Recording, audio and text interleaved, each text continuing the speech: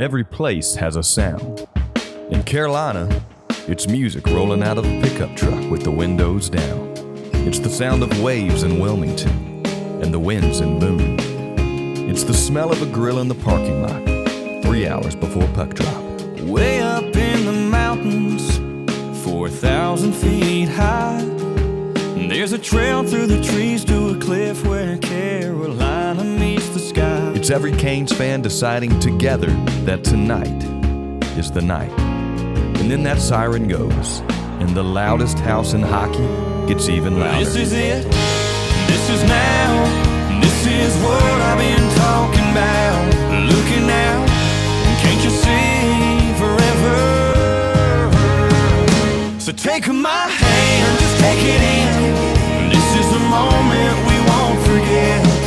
On top of the world here together. This team plays the way Carolina lives. Fast, fearless, relentless. And now the whole hockey world is watching. This is it.